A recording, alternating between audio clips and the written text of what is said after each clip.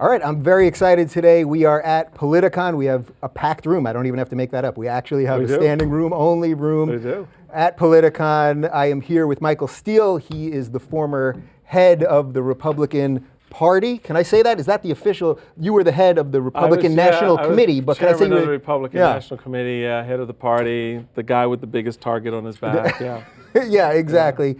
He is also the former lieutenant governor of Maryland. And are you still currently at MSNBC? I am. I'm an analyst over at MSNBC, so one of a very small group of conservative voices over there. Do they let you guys in over there? Who else? They do. We have to come in the back, but we get to come. I get to come in, and folks are very nice. It's really good. I get water, and every once in a while I get to say hi to people, so it's good. Yeah. I love it. Wait, who else are the conservatives over there?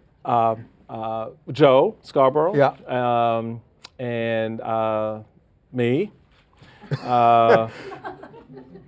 Yeah. All right, good, very good, very good. Okay, so there's a ton I want to talk to you about, including cable news, so we'll save some of that for later. So let's just start first, because you are a Republican. Yes. Now, according to my notes they gave me here, you are black. Is that correct? Today, yes. Yeah. Well, I've been working on the tan, and I've gotten really good at it. So yeah. Yeah. All right. So a black Republican that was once the head of the party. I know. Imagine they exist. Explain that to me. It's called history, and a lot of folks really don't appreciate the very unique history between the Republican Party and the black community. It is our political home. It is where we first emerged in this country politically. And certainly, Lincoln and the abolitionists and in fact, the party was born out of a fight between abolitionists and Whigs over the issue of slavery. And thankfully, the abolitionists won, and the Republican Party was essentially formed. Frederick Douglass, notable African-American slave, then free man, was very much a part of helping to build this party. So we've got this very unique history. And as a young kid of 17, looking at getting involved politically for the first time, I was like, my mom, who is a Roosevelt Democrat, my family very much Democrats, and my mother raised me to say, hey, go out there and discover and decide for yourself. Don't let our party affiliation or what we're doing influence you just because we're Democrats and your aunt's a Democrat and your grandmother's a Democrat and your grandfather's a Democrat and your cousins are Democrats. Yeah. No pressure we're gonna at change all. The locks unless you're a Democrat. Yeah. So I did. I went out and I did the study, and I realized that, this is our home. This is the political home for the party. Ronald Reagan was running for president in '76 at that time. It was my first election to vote in. And he sounded a lot like my mom in terms of how my mother talked to me about me, as a young man in this country and, having opportunities, taking advantages of opportunities. So it connected, it resonated. And, I went and told Mom, hey, I registered as a Republican. And she looked at me and she said, Lord, why'd you do that? Why'd you do that? But, it's all been good. Yeah, so that's a lot of the history. But I think I'm going to guess that a lot of the people here would say, well, this doesn't seem to be the party for black people now. It's not, well... And I hate playing identity politics. Yeah, I don't want to get into that because that's a slippery slope on so many levels, for both parties, actually, who've really screwed up our politics with identity politics, and we can have that discussion. But I think there is a legitimacy to the point that we have, I think, failed over the last 50 years to appreciate that history. And I started with that history because, to me, it is an important place to start. Sure. Because you then follow that into the fight that would later come on civil rights. And the Republican leaders, who themselves conservatives at that time, like their forefathers politically, the abolitionists, were stewards of this ideal in the Senate and in the House. And Lyndon Johnson knew that. And yet a political decision was made for crass political gain. And that was to that national politics, the idea of controlling the presidency or winning elections for Congress, meant more than other things. And we walked away. We walked away from the black community. And I think we are still paying the price for that. Yeah, so I think that's a good setup for the first part here, what does being a Republican in 2015 in America right now with our system is so screwed up, so wacky, I feel like people don't even know what the names are anymore. They don't. What does it mean to you? They've lost meaning because it's all gotten conflated into other labels. And so, whether it's Tea Party or it's conservative or it's this. And I just make the case that at the end of the day, there's a thread of value or of values or principles, ideals that you ascribe to, whether it is your view on the role of government in the lives of the American people. Historically, Republicans have not been anti-government. They have been for limited government. They think government is a legitimate entity. It has a legitimate purpose, though a limited purpose. Whether that thread or idea centers around how you view the culture. In other words, that morality and concerns for the unborn or whatever the issues may be, that's a part of that narrative. So there are broader strokes that have been used or sort of stripped down in a way that gets us into this crass political discussion about I'm right, you're wrong on an issue, and that's never really the goal. And I think I kind of sum it up this way, that I look at the party, and I certainly saw this as a county chairman and as national chairman and as state chairman, that even in a state like Maryland, I had Western Maryland, which was very conservative. I had where I lived in Prince George's in the Beltway area, which was very liberal. Right. You had Southern Maryland, which was conservative but trending purple. You had, so you had these different dynamics, and you have to kind of lead in that. You got to govern in that. And you realize that politics is really about the art of the possible. It's not about the art of the angry or scoring points or gaining advantage. It really is about how do I take all of these disparate parts and different viewpoints and figure out how to affect a positive change on policy, a positive change on a set of, ideas. Right. And that's gotten lost today. And it's hard, and you're seeing this play out right now in the GOP, this internecine struggle over identity, who we are, what we believe, and why we value that. Yeah, so to the point of what the party actually stands for, I'm always amazed by the fact that if you take two hot button issues that are clearly Democrat pocket issues, gay rights and legalizing marijuana, those are Democrat issues. They're for, basically for legalizing weed, basically for gay rights. But it seems to me a true Republican that would want small government, well, you wouldn't care what someone does in their bedroom, whether it's having sex with someone of the same sex or whether smoking weed, right? Shouldn't that be a Republican issue? Well, I would argue that it probably once was. I mean, remember, the GOP also has, as a part of its roots, a libertarian thread, a very strong libertarian thread. I've always been amused at those who would argue about the limited role of government on one issue, but then argue for the expansion of government on another issue. Right, so that's this, right? So being authentically consistent for me is very important. It's like when people ask me about my views on life, and I tell them, I say, well, I'm pro-life. I'm very much pro-life, and a lot of that has to come from how I was raised. It comes from my faith tradition, and how I've been taught and come to believe in valuing life. So when it comes to the death penalty, I'm against it. And I always get, well, how can you be against the death penalty? Well, because I'm pro-life. Right. So you've got to be consistent from beginning to the end, and that's not what we see happening today. Can you think of a politician off the top of your head that's consistent, actually, that really is governing off a real set of? I can't think of anybody. I mean, can you think of anyone? Can any of you think of anyone? Anyone that's governing off? No, because they're not allowed to. They're not allowed to do it because the tensions inside both caucus are such that Latin coming back is so intense that, look, I grew up in D.C. and so the nation's capital has been in my backyard forever. And so I remember Washington when it was fun to be in Washington. And you could go, when I was a kid, I used to go sit on the Capitol steps at 11 o'clock. When I was in high school with my buddies, we'd grab a liter of Coke and a bag of chips. The soda. I'm just seeing what principles you're guided by. Yes. I threw in liter of Coke because I used to say we used to grab some Coke and a bag of chips, and people would look at me.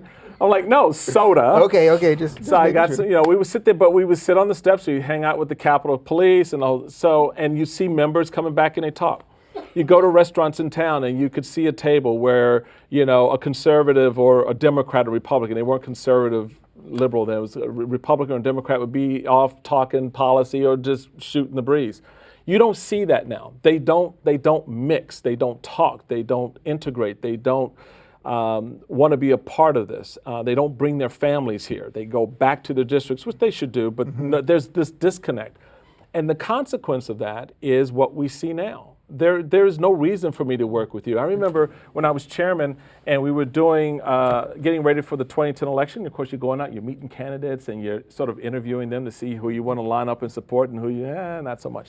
And I met this one candidate, and we got into a nice conversation, solid rock rib conservative, and he's coming, he was fire and brimstone, ready to come to Washington. And so we were talking, and I said something about, well, when you get to D.C., because at that time the Dems were still in charge. I said, one of the real interesting challenges is going to be working with the leadership on the other side and working with Democrats. Oh, I'm not doing that.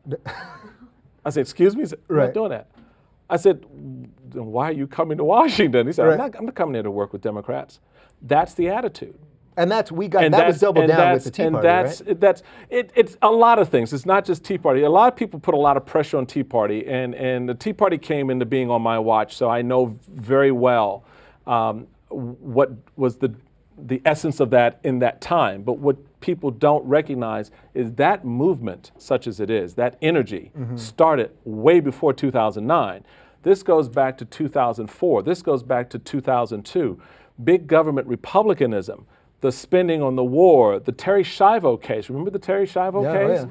When the Republicans called the Senate back into session to pass a bill to prevent this family from making a decision about this poor woman who was in a coma. Again, these are the people that want government out of your life, supposedly. So on the one hand, you say, government should be out of the way, but then the other, you're going to call Congress into session to pass a bill to tell someone what they can't do in this instance. That's the conundrum that the party's put itself in. So who do you like out of this group? I met you a couple of weeks ago in the spin room at the GOP debate, and I was able to ask Scott Walker a question, and I asked him about campaign finance. And I got to tell you, sometimes you look at someone and you go, "This guy's dumb." I mean, he struck me as dumb. I could just see it. You know what I mean? Like, I could just look in him and see this is not a bright guy. Now, you don't have to comment on that specifically. I'm not going to comment on that. But I know he dropped Scott, out. He's not dumb. Okay, we can say that. Look, he's won a lot of elections. He won more elections than any of those guys. But what do you think of the general crop? I think the general crop overall is a very strong group of individuals. You look at the governors that are in the race, or were in the race. You look at the senators. Carly Fiorina, very successful businesswoman. Ben Carson, very successful neurosurgeon. So it's a diverse group. It is the most diverse field we've put up ever. Not just in terms of a woman, an African American, all that, but just in terms of background and experience, the depth of it. I mean, Jeb Bush was did a good job as governor in Florida, elected strongly 2 times. John Kasich, same thing in Ohio, went through hell in the first term.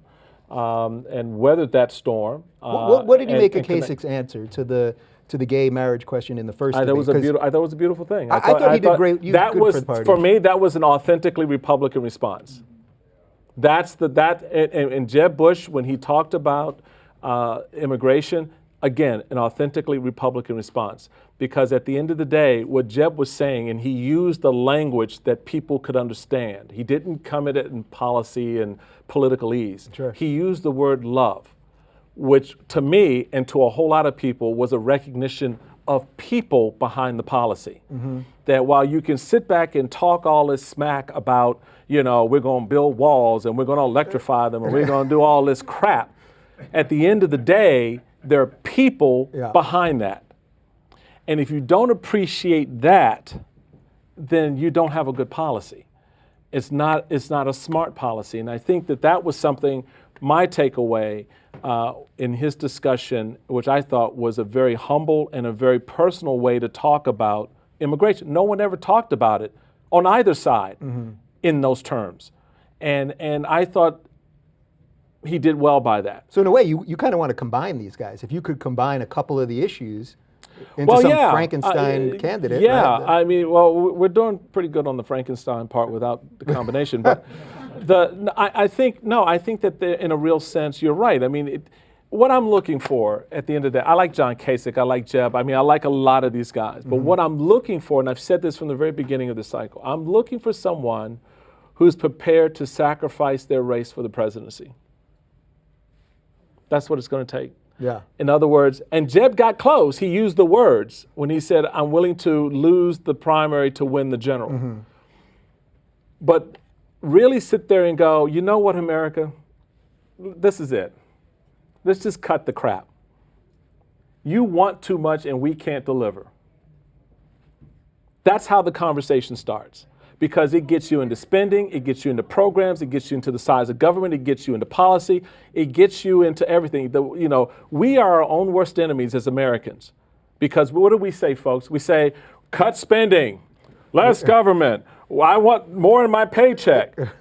And then in the next sentence, why aren't you putting more money in that program? Why aren't you spending more on this? Right. Why aren't you giving to this cause over here? What do you want?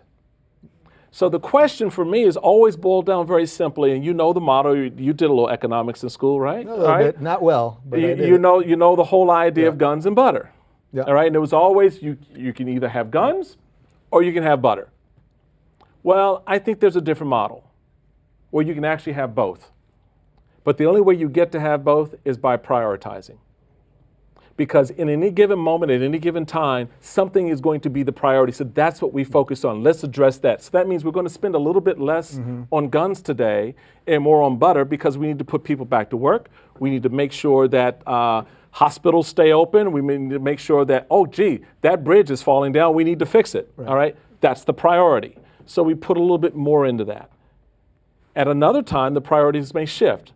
Okay, whether it's something that happens overseas, ISIS gets more stupid than they already are, whatever, and you've got to deal with that, then maybe we spend a little bit less, we reprioritize, and we don't do that. The second thing is, government gets out and it says, look, we're going to impose these restrictions, we're going to make you do this, and we're going to give you all this stuff.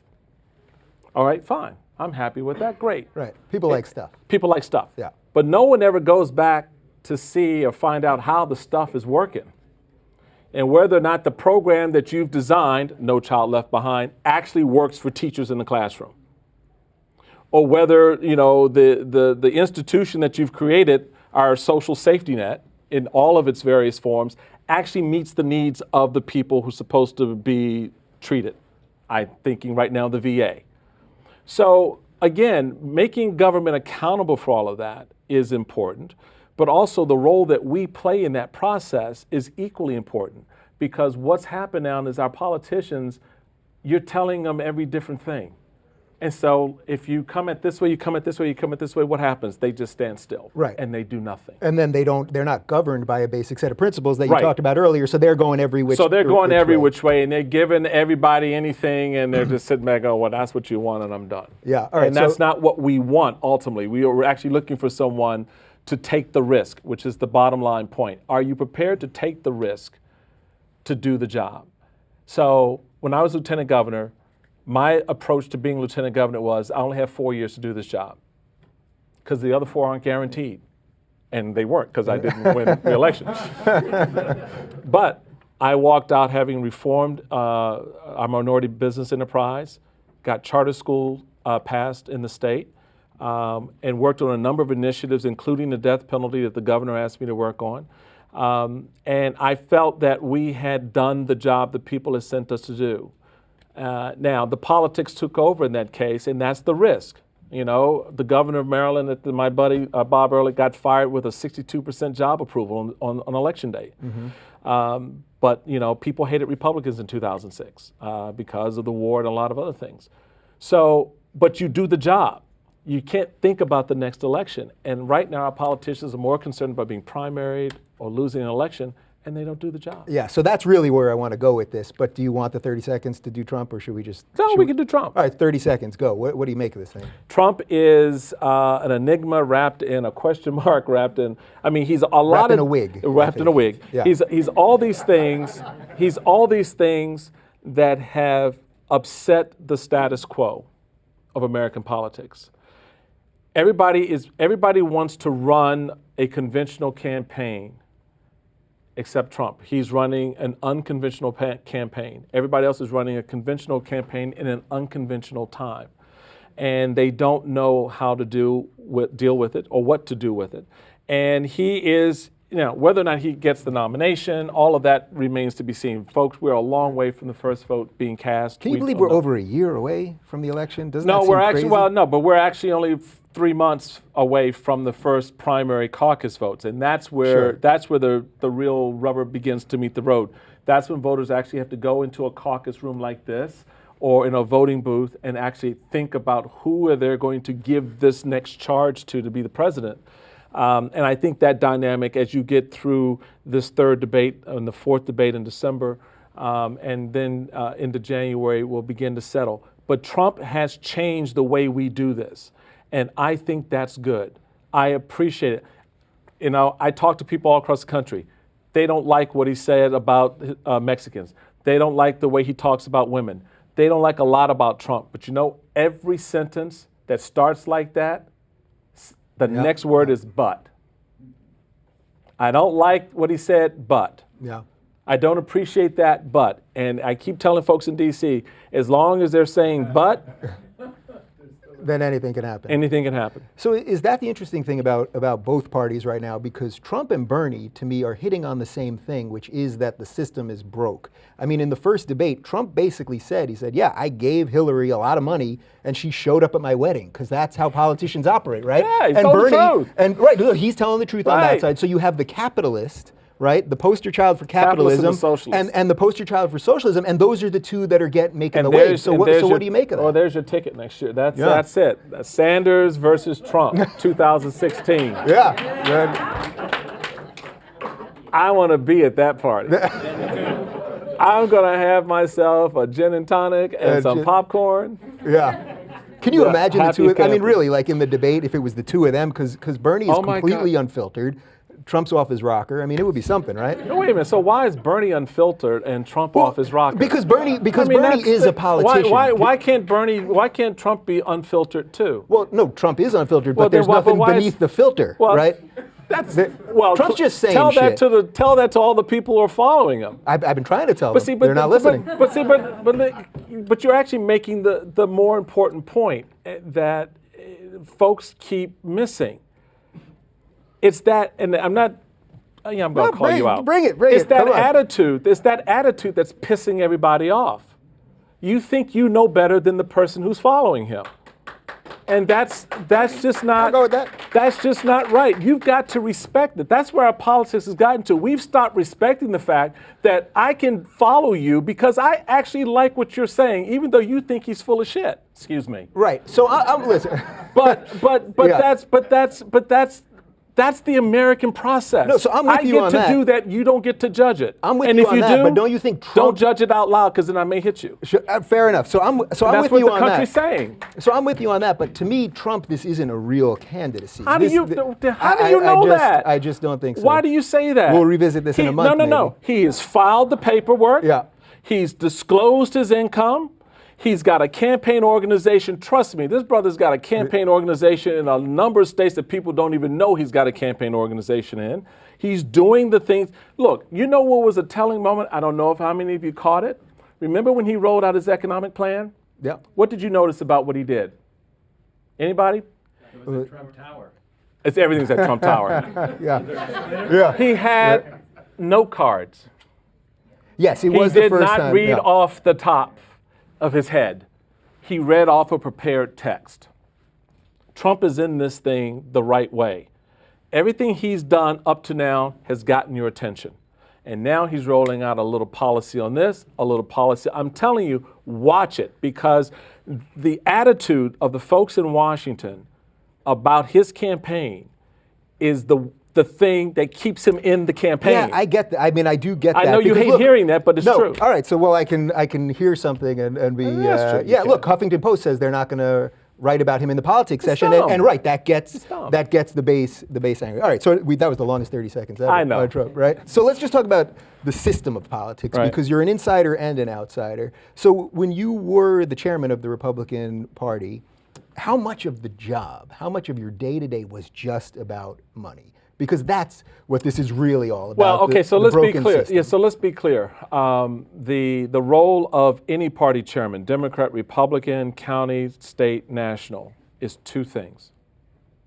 They only have two things: raise money and win elections. If you don't do that, you're not doing your job. So your day is made up of doing those two things. That is 80% of your day. On a good day, where you will spend anywhere from 2 to 4 hours dialing for dollars, which there are very few of us like doing, because it's just tough to raise. Look, I'm asking you for $38,000, okay? There's a lot of presumption in that conversation. Right. All right? And because that's the maximum you can give. Yeah. Do they give you a list? I mean, right when you get their first day, they're like, here's the list. Yeah, you get on the phone. I was elected on a Friday, and that Monday I went up to New York and did a town hall on healthcare and the economy. And that Tuesday I was at my desk, really officially for the first time at the desk, and I did 3.5 hours worth of calls for donors. Yeah. Then what I did was, the idea was I needed to introduce myself to these folks, because I'm the new kid on the block. Right. And, for some of them I was a little bit more of a shock than they anticipated. And so it was more introduction. But then, you kind of roll into it. And I actually had a donor cuss me out and said, I'm so sick of the party. Every time I hear from you people is when you call asking for money. I'm not giving you another damn dime, da-da-da-da-da. And I let him vent. This brother went on for like 20 minutes. And I let him talk. And then I said, well, actually, I wasn't calling to ask for money. I was just calling to introduce myself. But you wouldn't have said no to the money. He wasn't giving any money. Yeah. So, but this was the point, and this is another important lesson of how I think you do this right. So I listened to this man, because here is a longtime donor, an activist in the party, a supporter, who is now ticked off at its leadership, at the political operations, and wants no part of it. So I told him, I said, well, look, I tell you, I'm putting together a business plan, which is what I did. I put together a business, because I'm a business guy, so I put together a business plan for the party. I said, we got to raise money, and this is how we're going to spend it. These are the things that are our priorities. Mm-hmm. And I got that together over a period of time, but I told him I was doing it. I also laid out to him what I wanted to do, what my vision was. And I told, look, I don't want your money. I said, you wait and see if I do the job to your satisfaction. And if you feel like giving, give us a check. 2 weeks later, he sent a check for the maximum amount. Really? Because, and he told me in his note, he said, you listened to me. You took the time to listen to me. And so I thought about that. And that is a big difference. Listening to people goes so far. And so the money piece is a big part of it. Now, I believe money is property. I just generally do. That's my philosophical view. Mm-hmm. Like anything else I own, I should be free to do with it as I wish. That doesn't say there shouldn't be limitations. I sued, and this is great. Now, you'll love this. Yeah. So the RNC had a lawsuit in that I took over when I became chairman to basically peel back on McCain-Feingold, because McCain-Feingold took away from the parties the ability to raise the money, all right? And they created this system that we have. And of course, there was a companion lawsuit. Guess what it was? Put more money in? No. What was the companion lawsuit? Anyone? Supreme Court rejected my lawsuit and picked up Citizens picked it- oh, United. okay, Right, yeah. right. So I was sort of right. right, yeah. Right. So Citizens United was the case they decided to take over, the one that would given the money, allowed donors to give untold sums as they used to the state parties, to the national parties and the state parties. And they decided to go down this road where you could set up these 527s, which we are now living through as a nightmare. Yeah, so I want to get to that in just a sec, but I think everyone wants to know how much influence does it actually get you? So someone writes a $38,000 check, or someone writes... You get some shrimp. Yeah, I mean, really, what do you get some really, shrimp. what do you That's about really it. get? Well, with the again, separating the party from the candidate. Yeah. When you write a check to the RNC, we're going to take care of you. Right. All right? Because that's what we do. That's Right. what we're supposed to do. And what does that mean? What does that mean? When you call up and want to talk to the chairman, you get to talk to the chairman. Yeah. Now, you don't bring issues to me because we're political. We're not policy. So you can, and some do. I mean, I've got, buckets of ideas that people are like, hey, I think we should do this. That's Right. fine.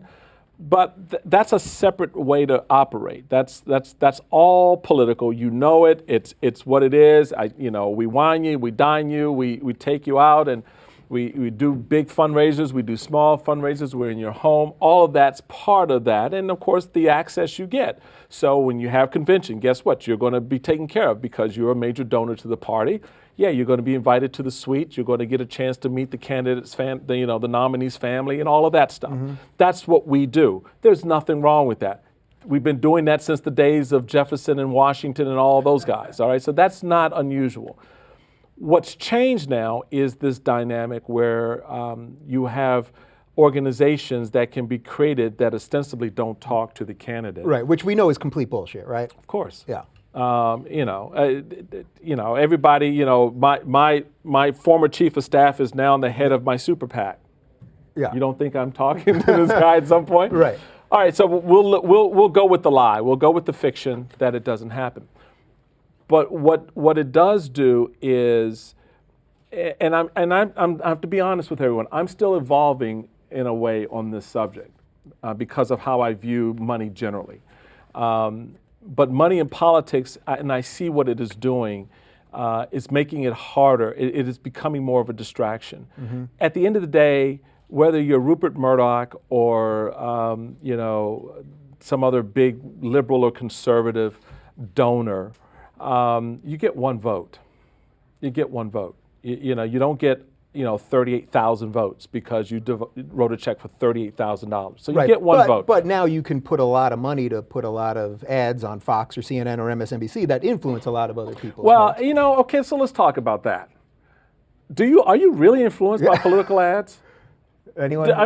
Do you? Yeah. If you saw an ad tearing him down, if he's a candidate for office, and saying that he hates puppies, Not true. Do you really walk away from that ad thinking he hates puppies? Really? Do you? My grandmother does. Willie Horton didn't work, and she votes. That's my point. Right. I mean, I'm not saying it doesn't work, but what I'm saying, and Willie Horton, by the way, was originally a Democrat ad in their primary, so we won't have that conversation. That's a whole other, yeah. That's a whole other discussion. I know they like to put that on our doorstep, but let's go to the origins of the Willie Horton ad. But you're right.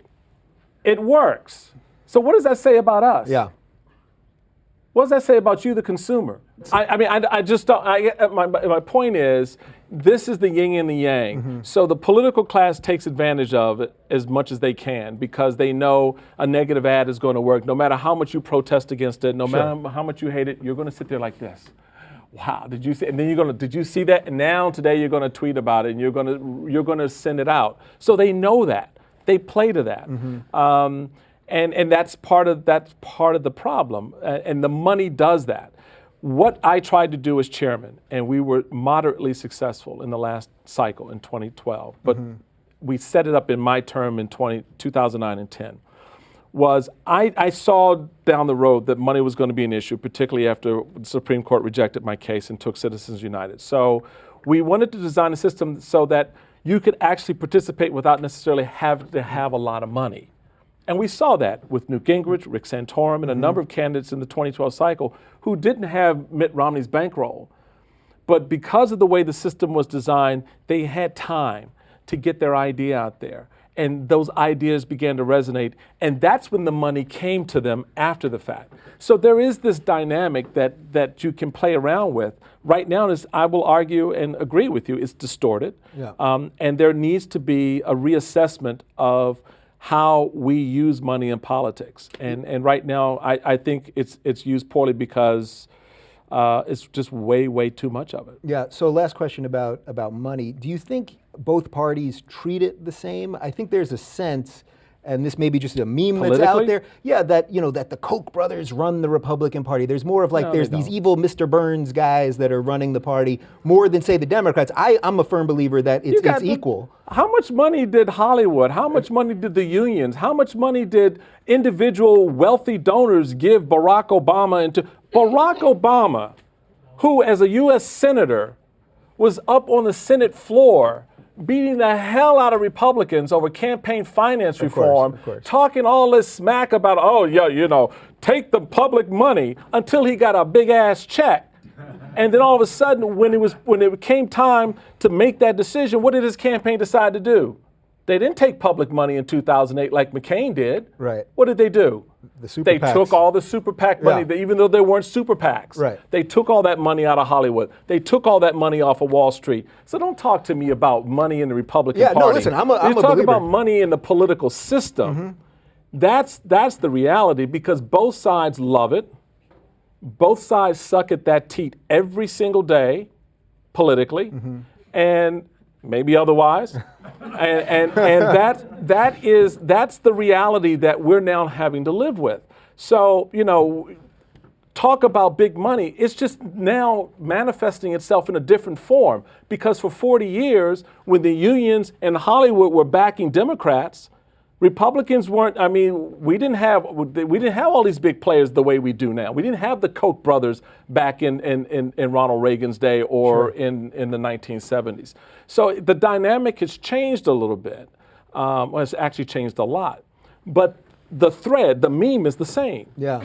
And that is, money still plays a role in politics. The question that we need to ask ourselves, again, in setting up our scales of priorities, is how do we prioritize its role? Because if you're going to go to a public financing system, then you need to account for races that are in markets like this market here in LA that is damned expensive, versus a market in Utah or a market in southwest corner of South Carolina.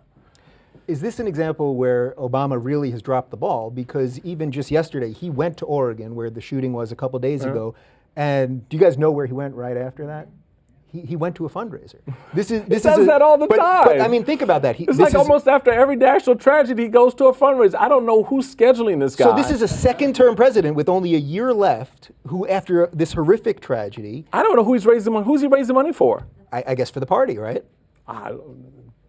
Debbie says they're broke, so I don't know. But doesn't that isn't that the most emblematic thing of what's going on here? That even a two-term president on his way out goes to a tragedy, and then at the end of the day, his day was spent raising money, and not even for himself.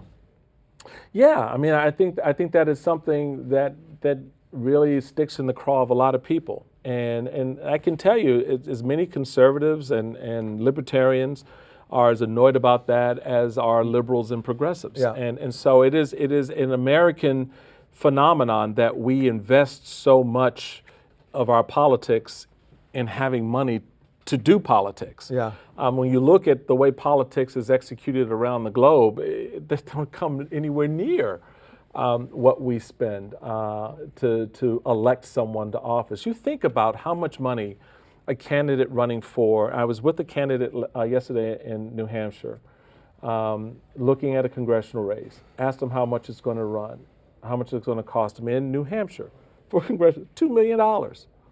In New Hampshire. In New Hampshire. Yeah. For a job that pays $178,000 a year.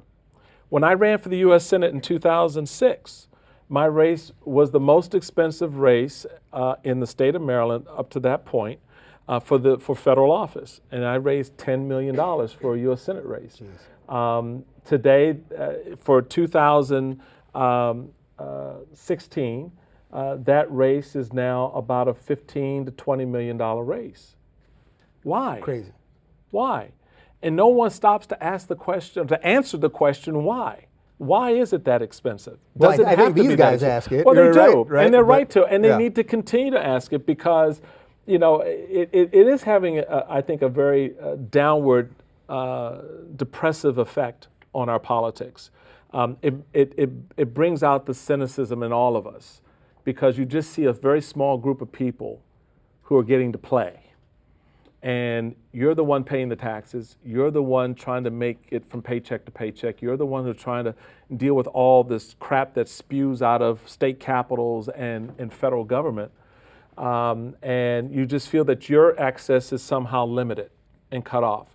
And no American should feel that way, in my view. Yeah. All right. Enough about money. Money. It's important. It's important, and we could talk about it forever. It is but- important. It is important, but it's one of those things. You tell me how you get it out of the game. Yeah. How do you get it out of the game at this point? Because I don't know. That's why I have under you the here. current rules, because as long as you've got a Citizens United out there, where you, and you can get together and decide we're going to form a PAC, and it may not be for candidate A or for candidate B. You just want to form a PAC and you just want to play. And you're going to go to the rest of the universe and you can now raise untold millions of dollars. And we don't need to know who any one of you are.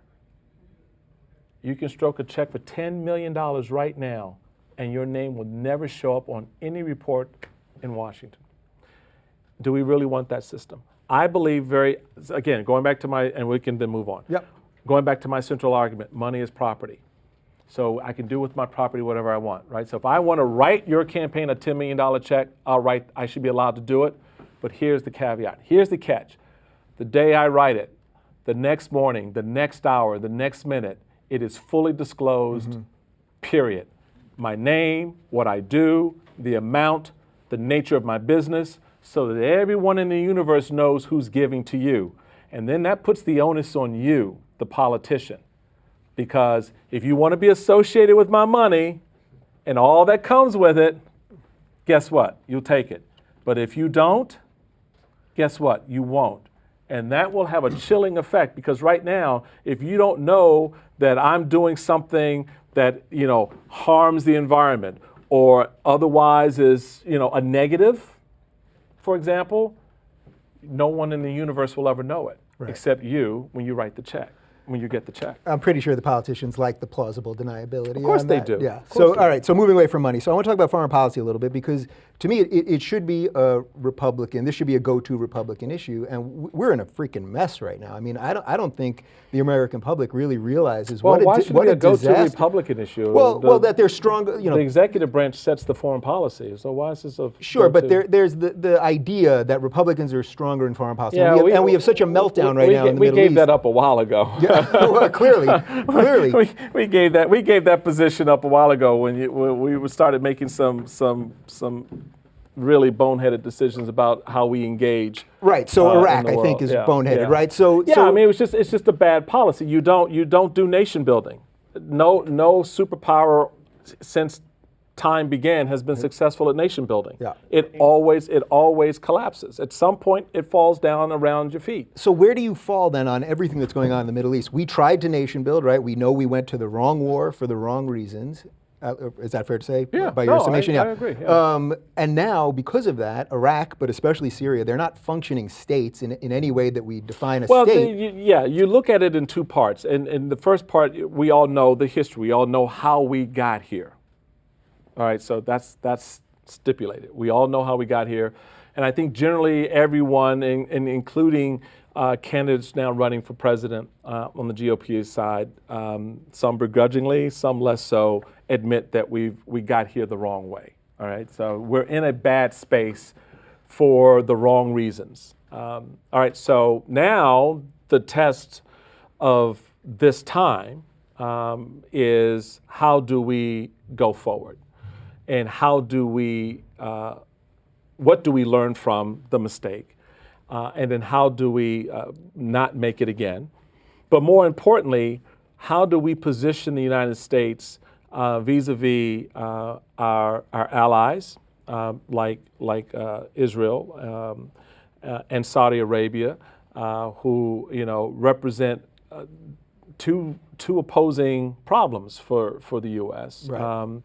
and our enemies, like Iran, which I really don't even want to use that term because that's a little strong. Yeah. That's a little strong because it's not. I don't think it's there. I don't think it's that kind of relationship. Didn't we just give them $150 billion? Thank you. If we're enemies, I'm just saying. I don't think it's that kind of relationship. Yeah. And the strategic relationship we need to have with Russia and China, who are big players in the Middle East, but so are the French. Yeah. So are the Brits. So where does that leave us as a nation? Because it seems to me we go in, we try something, we always screw it up, and now we leave and we see what that does. I mean, it's a real mess there, and we created it. So I feel like there's a guilt sort of associated with Americans. We feel like we have to do something, and yet we know no matter what we do, we somehow make it worse. And now Russia's jumping in and reasserting themselves. And we can argue the point, but I think there are enough examples of either hesitation by this administration, the Obama administration, reticence, or even just a lack of unawareness, which they even alluded to just recently about the maneuvers of Russia. When you have State Department officials off the record saying, we just didn't see this coming. Well, dude, that's why you're there. You're supposed to see this coming. Or they called them JV, right? They called ISIS JV only a year ago. But let me tell you what I think this goes back to. This goes back to, believe it or not, to the 1970s, in my view, when the Church Committee and the Carter administration sort of came to this conclusion that our intelligence organizations were somehow bad. Now CIA and all those guys, they had their fingers in some crazy pots and doing some crazy things. We got that. But I think what we have seen over time, whether it's Iran-Contra, whether it is what we're seeing right now in the Middle East, is a lack of intelligence on the ground, a lack of ability to actually know what the hell is going on. And I don't just mean know who the bad players are, but know what nook and cranny they're in. Know what their favorite cafe is. Know what their favorite coffee or latte is. Know who their kids, just that level of detail that was so much a part of the Cold War in terms of how the U.S. and Russia sort of worked off of each other and knew what was going on. And they were so effective at it that they created effectively a stalemate. Yeah. So whose fault is that we don't have that? Oh, I think it's a combination of political leadership that sort of overreacted to bad things that some of these institutions get into and do. Government is about overreaction. It's about reaction. It's not a proactive entity. They just don't. You think they sit around and say, "So listen, how do we actually solve a problem before it starts?" That's not what they do. Yeah. So a Newtown happens, a Columbine happens, a Freddie Gray happens. These things happen, and then the government wants to come. Well, we're going to come here. We're going to fix this for you. Don't worry, we got this. No, just step out. Yeah. Just let the people on the ground deal with it. So there's a little bit of that where they overreact, and they overreact in a way in which they actually wind up making it worse. And in the process of overreacting, they begin to penalize the players in a way that prevents them from doing anything constructive later on. Yeah. Because now we're going to cut your funding for this, we're going to bring you in for all these here. If they just did day to day, week to week, month to month oversight, they have committees called oversight. Yeah. Do they meet? Do they actually do oversight? Right, who's oversighting those overseeing? guys? If you're doing this on an ongoing basis, and you're supporting and guiding those intelligence organizations, a lot of the stuff that we've gotten ourselves into over the last 15, 20 years, some of that could have been avoided because we would have had the intelligence to know. Look at it this way. How many times have we seen in the political process when you don't have the count right on something, or you've misidentified something, or you misbrand? That's okay. There are no consequences from that. All right, so the speaker didn't get that vote because the whip didn't count it right. Okay, we got that. But when you're out in the field, when you're in a situation like Benghazi, for example, where you have cables from the people in the field saying, we need this support. And the folks in Washington want to have a meeting about it. That's where the things begin to break down. And so this idea of having an ongoing, accountable oversight process in which you are in the moment, real time, with what's going on, I think begins to alleviate the pressure on the executive branch and even the Congress to put itself in a position where, we're talking about sending in troops and, ratcheting up all this spending on in reaction to something that someone else has done. I think that's a step. Now, So we're always playing catch up, I think. We're playing catch up, and it's more complicated, I know, and there's a lot more to it. But it's, I tell you, I've learned over the years in Washington and watching some of these guys, it's always the simple stuff. It's the things that you don't think are important, or the things that you just kind of go, well, why would we do that? That's the thing you should do. To avoid a bigger problem later on. So one thing that's become like my main thing, you were sitting on the panel on Real Time with Bill Maher. Yes. When Sam Harris was on was so much fun. with Ben Affleck. I'm assuming most of you guys are probably familiar with what happened, but basically... That was so much fun. Yeah. I mean, you saw, to me, what became a seminal moment and a split in the liberals between the progressives and what I consider the true liberals, which is where I fall. Right. But basically, Sam Harris said a few things about the difference between Islam and religion. Sam Harris was making an intellectual argument based in research, based Pew in polls. He was quoting Pew polls polls and things like that. So that's the jump off point. Ben was making a progressive argument that, again, going back to the point I was making before about people and how those Pew polls and all those numbers actually translate into people. So when you start talking about people, then you're talking about attitudes and perceptions and all of that. And it was a very interesting dynamic, I thought. So for the people that didn't see it, basically Sam quoted a couple polls, and then immediately Ben Affleck, he screamed, "That's gross, that's racist." That's racist. Yeah. And then that changes the dynamic. The next day, every media outlet, the question was, Ben Affleck calls Bill Maher and Sam Harris racist. Suddenly the onus was on them to prove that they weren't racist. So for you, I assume when someone throws around, you're racist, you're a bigot, I assume you don't take those things lightly. What was it like to be sitting there in the midst of that? Especially because you guys weren't even supposed to be involved in the conversation, right? Wasn't Bill supposed to talk to Sam? That was the Bill and Sam moment. Yeah. And I saw Ben lean in and I went, oh hell, here we go. And then he started, and I've learned over these years that when two liberals are going at it, there's no need for the conservative to opine or contribute in any way. Yeah. And you didn't say much. You didn't, I did not, right? Christoph chimed in a little bit. Just like, you guys work that out. Let me know. Yeah. But what was your takeaway from that? My takeaway from it was I understood, and when I did speak, what I tried to get on the table was, you're both right, and you're both reflecting exactly what's going on in the broader population. That we see these numbers that reflect some events or what's going on.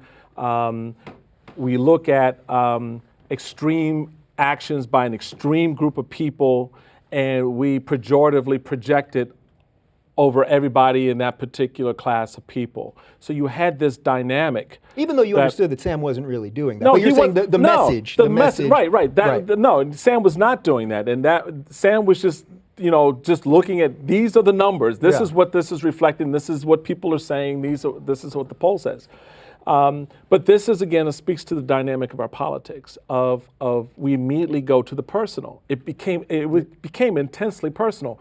When you label the charge, or you throw out the charge, you're racist, or you even infer that's an intensely personal moment in that conversation, in which, when it comes my way, all bets are off, because it's your ass and me now. This is one-on-one. Look, I've been called an Uncle Tom. I've had Oreo cookies thrown at me. I've gone through this. I know what this ugliness in politics is about, and even more broadly. And And so I thought Sam did very well to hold it and keep it from moving into the intensely personal. But Ben was intensely personal. Yeah. And that's because he cared passionately. And I think it speaks to, you can have that passion, but you need to know where the limits are. You need to know where the limits are in the conversation, and you need to know how to conduct that passion in a way that your point is not lost. Yeah. Because it is still, and I thought he made a valid point. Right, and we're so quick. Because you don't want to project this pejorative view about a race of people, about a class of people, about any individual in a way. And you certainly don't want to use statistics and numbers to do that. I take great exception to the fact that whenever anyone starts talking about poverty, why do you immediately jump to black? Why is the image that pops in your head when someone mentions poverty in this country is the image of a black person? When you talk about crime in this country, the criminal element, crime is, why do you jump to my community? Yeah. We saw recently, even on the welfare question, some members of Congress get into trouble because they were inferring that the folk, we're going to solve welfare by, working in the black. Do you know the majority of people in welfare in this country are white? Have you been to Appalachia? Mm-hmm. No. Seriously, because Right. those people are hurting. Mm-hmm. They don't live in an urban inner city. Why is their pain and their suffering and their poverty less important for focus and emphasis, particularly when they're part of the majority? Yeah. So that's sort of the danger So of that's the identity danger. politics, That's right? the danger Yeah. when you start pejoratizing and start speaking about a group of people in a way in which you clearly don't know what you're talking about, Yeah. because you're not reflecting what's really going on. I live in one of the wealthiest the wealthiest black county in the country. Period. So when you start talking about poverty, that's a whole different conversation when you come to where I live. So you can't paint that, you can't use that brush the same way you use it when you're talking about the folks somewhere else. So that's Sure. the problem people get into when they start doing that sort of, stereotyped conversation about white folks, black folks, poor folks, rich folks. Yeah. All right. Well, they gave me the wrap thing here. So last thing, I'm putting you on the spot. Why don't you jump back into politics? Because I've sat here with you and exactly the reverse of what I saw with Scott Walker. Really. I mean, I know you believe in what you're saying. I may not agree with you on everything, Right. but you get the system. And I'll get back in. I like where I am right now because I get up every day and have a nice cup of coffee and ask myself, who should I piss off today? Yeah. And I don't have to have a meeting after I do that. So I kind of like the space. I love the national dialogue. I want to be a part of the national dialogue as you are. Yeah. And I think that's a good space right now as long as I'm able to do it. I appreciate MSNBC for giving this conservative voice an opportunity to kind of come out and say, with my buddy Chris Matthews. Okay, Chris, hold on just a second. Can I talk now? Can I get it? Is he spitting as much as it appears when he's yelling? No. It seems like there's a lot of spit. I love Hardball. It's a great show. It's a great political discussion, and he's a very smart guy, and it's very smart, intelligent conversation, and we need a lot more of that in our politics. Yeah. Well, I hope you guys appreciate what I think was a smart, I appreciate intelligent you guys conversation. coming out. Thank you. And thank you for Thank doing you, man. this. I really appreciate it. Thank you.